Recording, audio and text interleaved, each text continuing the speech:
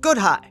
I'm Jay, and I journey to far-off lands in search of the name of that song that got stuck in my head 3 hours ago and doesn't have any freaking lyrics. I also occasionally journey in search of knowledge and new ways to teach myself knowledge. But knowledge is a tricky thing, such that we have an entire school of philosophy dedicated solely to its secrets, and I've recently come upon a new way to approach it. This divine revelation came to me, as many revelations do, in a dream. And by dream I mean book I was reading. This particular morsel comes from the Kingkiller Chronicle, a series of 2 books so far, and perhaps some of the most engaging and enlightening fantasy I've ever read. I implore you to read it. Half because I'm about to spoil some light setting and magic details that are fun to find in the books before we speak of them, and half because they're extremely good. I've already read them like twice in the space of 2 months, and I've even selected this chronicle as my primary example in my attempts to teach fantasy to my English teacher, so expect a sizable portion of videos as I'm prompted to think about it more. Now, is anyone who cares about spoilers and hasn't read the books gone? Excellent.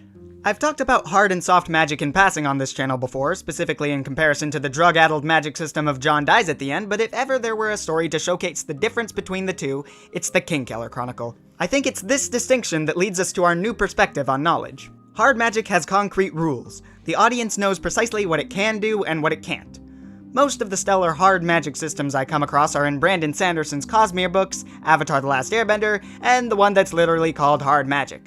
The magic can do this, it can't do this, and therefore our characters are exactly this fucked at this point, but only this fucked at this point because we know what magic can get them out of. Soft magic is the sweet caress of summoning an eldritch horror. Its wild and untamed forces manifest sporadically and don't take too kindly to being understood or controlled by the reader or otherwise. It usually doesn't solve problems for the characters, but has no qualms with causing them. Is any of this ringing a Sigiltree-infused bell for you guys? If not, that's probably fine. You guys like reading, so I'm guessing you can figure them out through the short little descriptions I gave and how I use them moving forward. I can link a few resources in the description to help you out. Now, a lot of those resources explain what hard and soft magic are and give tips for designing systems based on that dichotomy. That's all well and good, and I'm sure it's helped dozens of writers hammer down the specifics of their magic. Hello Future Me's videos give great advice and context on how a magic system should be implemented, expanding on ideas Sanderson established in his essays. But, as someone tasked with justifying the fantasy genre as meaningful literature, I'm chiefly interested in the why of the magic. Why is this fantasy and not realistic fiction? I don't know, but I'm sure I will in around minutes.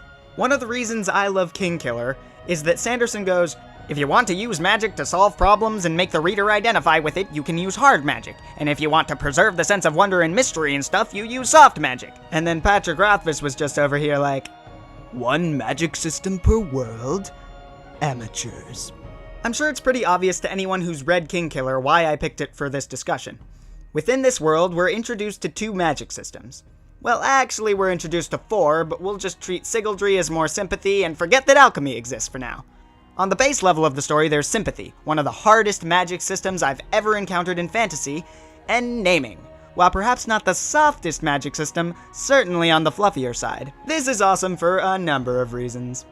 Firstly, this book was written long before Sanderson introduced his laws, but was published a month after he did so, meaning that these 2 minds independently came up with this dichotomy and introduced it to the world at like the same time.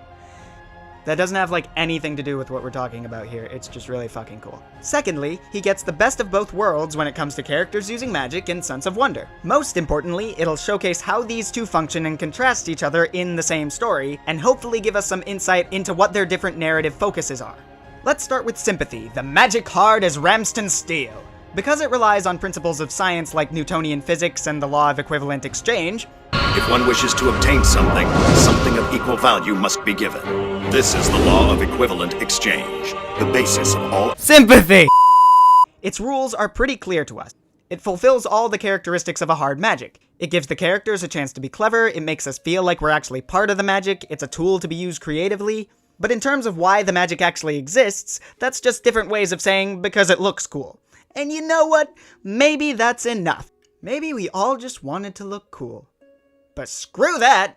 It's true that sympathy is just a tool, but it's a tool with the characteristics the story needs, things that couldn't be fulfilled by giving Kavoth a gun or even a lightsaber.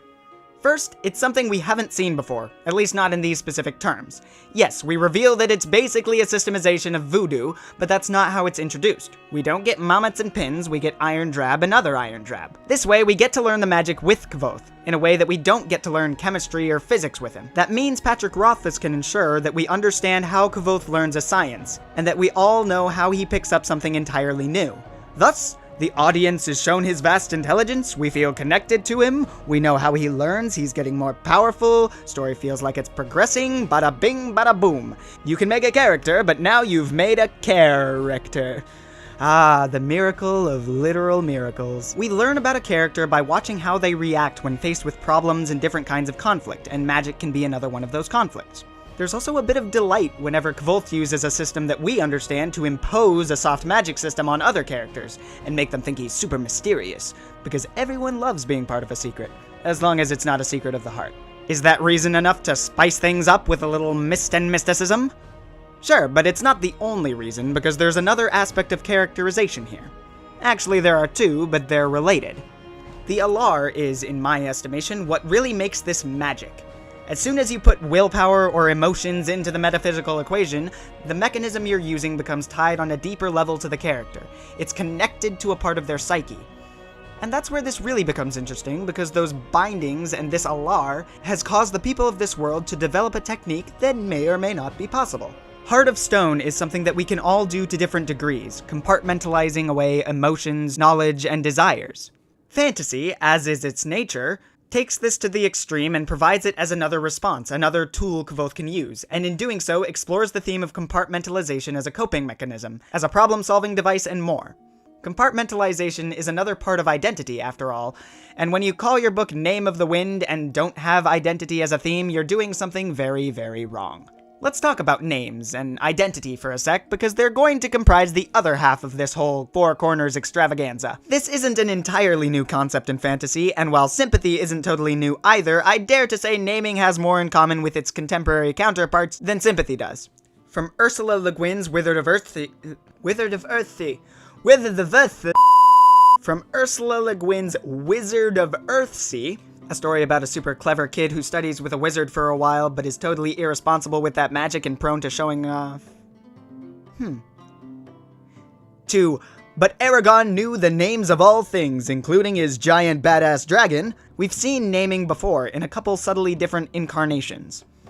This is probably because it's a prominent part of a dozen different religions and belief systems, including Christianity. But Jesus knew the name of the sea, and he arose and rebuked the wind, and said unto the sea, Peace, be still.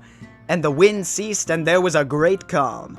And they feared exceedingly, and said to one another, What manner of man is this, that even the wind and the sea obey him? I barely changed that, by the way. Anyhow, Rothfuss certainly puts his own spin on the whole name business, even in keeping with the basic principle of, you know true name? Thing listen to you. For example, in Earthsea and Aragon, names of things like fire and light and wind and sea are words you can just straight up learn. Like they're written down in books and shit, it's a whole thing. The name of fire isn't some mysterious bullshit, it's Those are slightly harder versions of this whole system, but within the Four Corners, this magic is slightly complicated by its absolute inability to be understood at all. If fiction is supposed to teach us about humanity through reactions, then magic is meant to elicit a response from the characters. And so if sympathy showcases Kvoth's response to something he knows, some kind of challenge to his intellect, then naming is what Kvoth is actually incapable of understanding. Okay, so he isn't incapable of understanding it, but his logical, rational approach won't work. This is not hard magic. I've said that magic is almost always a metaphor for something, and listen, I say a lot of shit that I don't think about when I'm not mic'd. Shit that falls apart when any kind of critical thought is applied to it, but I've given it like 30 seconds, and I'm pretty sure I'm right on this one. In Worm, the magic is a metaphor for trauma. In Stormlight, it's your honor. And speaking of honor, in Avatar: The Last Airbender, their responsibility. Well, not exactly. They provide a microcosm for thinking about responsibility. Look, maybe I've been an idiot and there isn't too much of a difference between the two. 21 Pilots be damned. In Kingkiller, at least, magic seems to be doing double duty. Yes, it provides that same metacosm for responsibility via careless 6-year-old with a sword. That sentence will sound mildly troubling to anyone who hasn't read these books.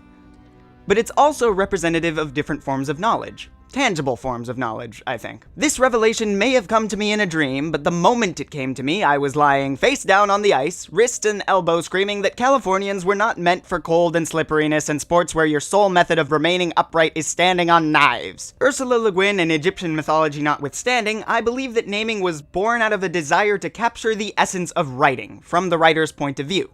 Maybe we broadened that to art, even. Intentionally or not, I don't know if we'd have all these Elodin lectures in the book if it were just to teach us about the tools our characters use. All his talk about the sleeping mind has practical, real-world application. They reveal the secrets of writing, drawing, art-ing. I posit to you that there are two types of knowledge, and that each thing you attempt to learn will consist of both in some measure. We'll call them sleeping and waking knowledge, in honor of our boy Elodin. Waking knowledge is what your conscious mind can comprehend as fact. Equations, history, principles of science, and anything a video essay has ever told you is waking knowledge. Sleeping knowledge is what you cannot consciously comprehend in terms of facts, or at least what would be really difficult to comprehend with conscious thought. Sympathy is pretty close to a pure waking knowledge discipline, while naming is an extreme case of pure sleeping knowledge. They aren't perfectly separate, there's a ton of crossover. Your multiplication tables might be subsumed by your sleeping mind if, for example, you're handed a worksheet and told to complete it in 1 minute over and over again, being held in from recess until you can get it fast enough by your cackling witch of a 4th grade arithmetic teacher, Miss Wallace, who didn't know you had an executive functioning disorder but honestly should have been less of an unapologetic drill sergeant regardless.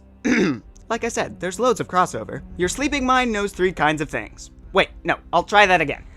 But Kavoth the Arcane sleeping mind knew 3 kinds of things.